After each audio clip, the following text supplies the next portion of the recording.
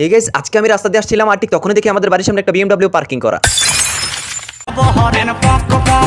দুপুরবেলা আমি প্রতিদিনের মতো জোহর নামাজ পড়ে বাসায় ফিরছিলাম। আর গাইজ আজকে বাইরে প্রচুর পরিমাণ ঠান্ডা পড়েছে, মনে হচ্ছে আমি দার্জিলিং আছি, চারিদিকে শিলাবৃষ্টি হচ্ছে। আর গাইজ আমি বাসার সামনে এসে দেখি আমাদের বাড়ির সামনে একটা BMW পার্কিং করা। তারপর চট করে তোমাদের গরিবের শাহরুখ খান বাড়িতে চলে আসলো। আর গাইজ ঘরে আসার পরেই তোমাদের গরিবের শাহরুখ খানকে কাজ দিয়ে বয় দিল, মনে হয় এগুলা পটল না গাইজ, এগুলো আলু। তারপর আমি গাইজ সবগুলো আলু ছিলতে শুরু করলাম। তারপর আমি এক চুটকিতে সবগুলো আলু ছিলে ফেললাম। পরে আমি বসে গেলাম খাবার নিয়ে। আজকে আমার খাবার আছে কাচ্চি আর কালাগুনা, সরি গাইজ কাচ্চি না, আলু ভর্তা ভাত। তারপর আমি সবগুলো খাবার টপাটপ করে গিলে নিলাম।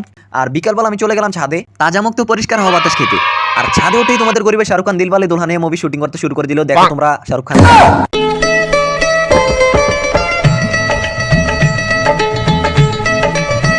আর গাইজ দেখো মাশাআল্লাহ আজকের আবহাওয়াটা কত সুন্দর, আকাশটা কত সুন্দর। একটু পরে আমি শুরু করে দিলাম morning work, sorry guys morning work না বিকাল ওয়ার্ক। আমি একটু বিরতি নেওয়ার জন্য বসলাম আর বসে দেখি একটা ময়ূর পাখি। এটা তো ময়ূর পাখি না, এটা তো কাউয়া।